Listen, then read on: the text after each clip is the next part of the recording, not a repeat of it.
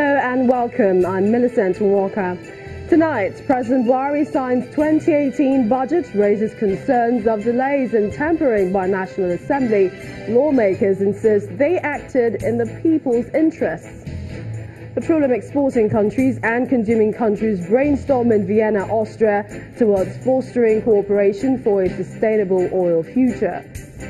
Cholera outbreak in Niger State claimed 10 lives, 102 others infected across 4 local government areas. And US President Donald Trump soft pedals on tough migrant laws, signs order to end family separations. On Business News tonight, Italian court resumes trial of Royal Dutch Shell and ENI executives for alleged corruption in Nigeria. On sports news, Morocco becomes the second African country after Egypt to exit the 2018 FIFA World Cup, thereby completing a sad day for the continent. And from Abuja, INEC and civil society groups seek increased citizens' participation in the forthcoming general elections.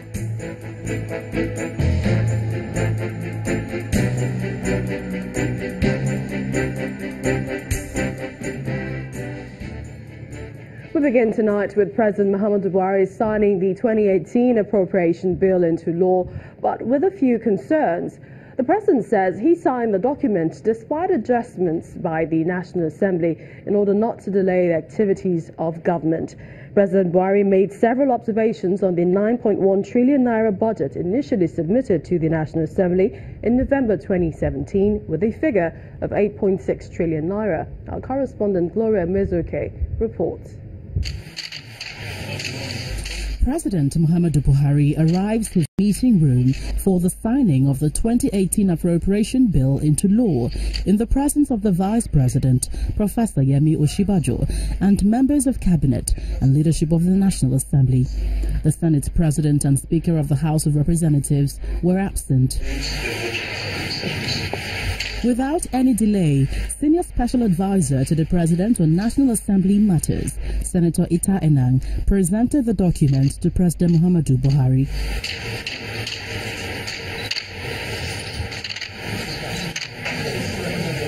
The President says he signs the 9.1 trillion naira budget of consolidation amidst a lot of concerns. I am concerned about some of the changes that the National Assembly has made to the budget proposals that I presented. The National Assembly made cuts amounting to 347 billion naira in the allocation to 4,700 projects submitted to them for consideration and introduced 6,403 projects of their own amounting to 578 billion naira.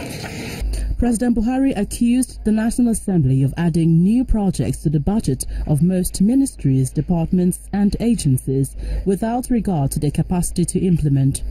Examples of such projects in which cuts were made include infrastructure projects in the FCT, cut by 7.5 billion naira, additional security measures for UN building, cut by 3.9 billion naira, health sector facilities, cut by 7.45 billion naira, security infrastructure for 104 unity schools, cut by 3 billion naira, amongst others. The President is not done with his observations. Another area of concern is the increase by the National Assembly of the provisions for statutory transfers by an aggregate of 73.96 billion naira. Most of these increases are for recurrent expenditure at a time we are trying to keep down the cost of governance.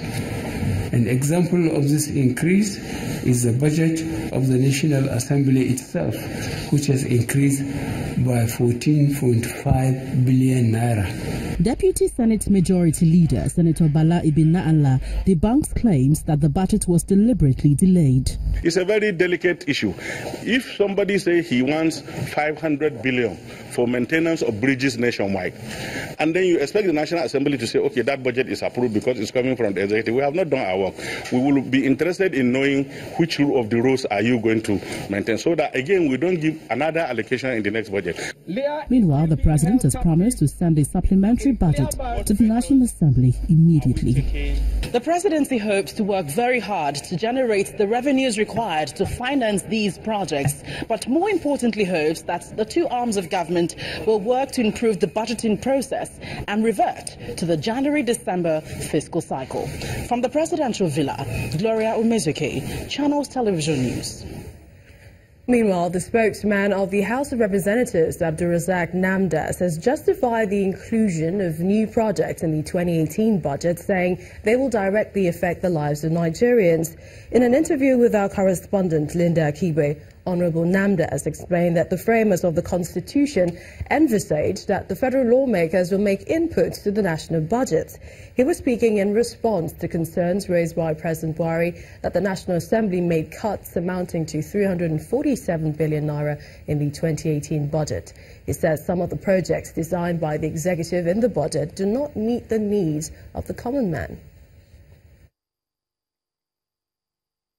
The makers of the Constitution never envisaged that when a budget or a proposal is laid before the National Assembly, we should return it the way the President or the Executive brought it. If that is the case, there will be no point bringing it to the National Assembly. But the makers of this Constitution knows that there must be a second opinion, because there are elected representatives of the people. So for us to tinker with the budget is part of our duty. I am elected like any other 360 members of the House of Reps and 109 senators. We represent constituencies. We know the issues on ground. So when we are working on this budget, you need to work to ensure that every part of this country has fair share of the commonwealth of the nation. The budget of the National Assembly used to be 150 billion. And when we came in, 30 billion was cut off. It was 120 billion. In 2016, this time administration cut 5 billion. It was 115 billion. Nobody said anything about the cuts. And in 2017, it was 125 billion. 10 billion was added. Even today, it's 14 billion. It's true. It's 139 billion. It's still not up to 150 billion. And the legislative procedure is something that needs funds. We need funds also to operate. Well, still on the nation's spending plan, Nigeria's 2018 budget is a historic appropriation bill for the compromise reached between the executives and the parliament. While the approval delayed by the National Assembly and the president's reluctance in signing the budget culminates in this conclusion. Well, Channel's business news editor Botun Mofaye drills down on the events that finally birthed the 2018 budget. Nigeria's budget for 2018 was considered a compromise between the executive and the legislative branch. Today, that notion has been thrown out of the window as the president voiced his displeasure at the additions and subtractions made into the appropriations document by the National Assembly. The fate of the new budget, already 8 months behind schedule, hangs in a balance for an administration whose second tenure will be decided 9 months from now. But while the budget delay was already in bad taste for an economy, the administration forecast to grow a massive 3.2% this year, the implementation of this 9.13 trillion naira will be an uphill task for President Buhari and his team. The budget signed by Mr. President contains provisions for new projects that most of the ministries and agencies have no institutional capacity to execute, with attendant increase in the required recurrent expenditure.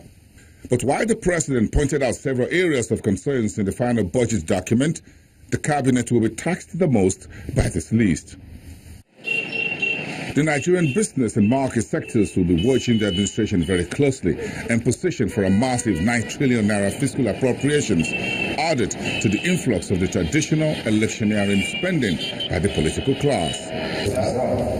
As President Buhari's team hits the ground to implement Budget 2018, they have just about 120 days to put together another budget for the year 2019.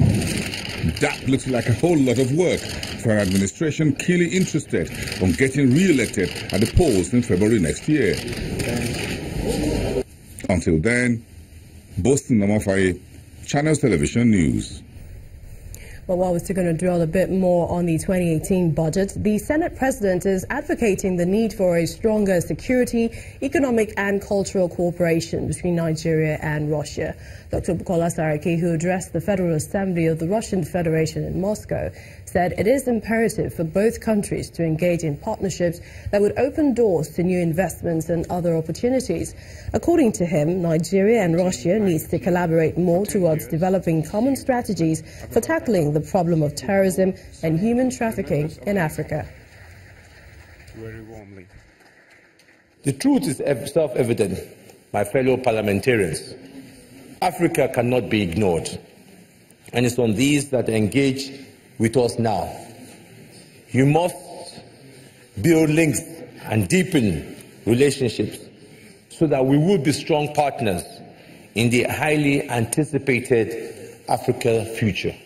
Many have already looked to the horizon and are working to forge more meaningful links with African nations.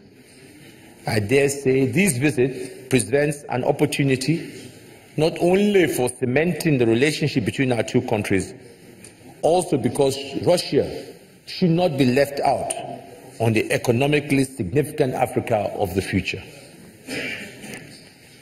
Fellow parliamentarians, as leader of the Nigeria delegation to your country, my interest is the interest of the Nigerian people, as yours is the interest of the people of Russia. We are living in a global village that is undergoing rapid change. The recalibration of the world and the various power blocks is happening right before our eyes. A meeting of the Organization of Petroleum Exporting Countries and Non-OPEC countries has begun in Vienna, Austria. The forum, which is aimed at fostering cooperation among producers and consumers of oil for a sustainable oil future, is looking to galvanize a more predictable pricing, controlled outputs and market stability. Our energy correspondent, Olu Phillips, who is attending the 174th OPEC International Seminar, gives us an early perspective of discussions. As far as the world's economy is concerned, energy, oil and gas will continue to play a very critical role, and all attention is being drawn here today at the Hofburg Center in Vienna, Austria, where oil chiefs from across the continent, across the world, ministerial representations, heads of government are in this hall behind me, going to be discussing the energy future, energy cooperation, and how to continually have stability in oil prices. Earlier today, we had a quick perspective from the oil chief in Nigeria, talking about Dr. Ibe Kachuku, who is hopeful that there will be stability, increased and sustained stability in terms of oil price and a world outlook. Well, a lot of discussions over issues of pricing, over the long-term nature of oil and how we can sustain it all over the world. But I think the whole movement you're seeing between OPEC and non-OPEC and increasingly non-OPEC countries is global stability for the energy world, and that's what everybody's focused on currently.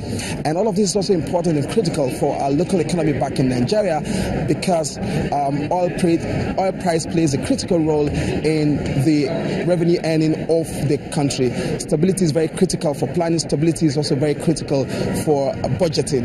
And hopefully at the end of this 2 days conference, all chiefs will come around, hands across the table and the desk, and have an agreement as to whether there will be sustained stability in terms of oil cut, and whether Nigeria will continue to be exempted in terms of production output and production cut. Saudi Arabia is pushing very strongly, and we'll be hoping their arguments and their perspective would not in any way upset critically the stability that is being witnessed in the oil and gas industry and oil price and crude oil price generally across the globe. This is the perspective a lot of people are hoping to have here after this meeting. From the Hofburg Center here in Vienna, Austria, Olu Phillips reporting for Channels Television News. In part two, after the break, we're being joined by an economic analyst and Chief Executive Officer of Financial Derivatives Company, Mr. Bismarck Irani, to examine implications of the late budget passage on the economy. Please stay with us.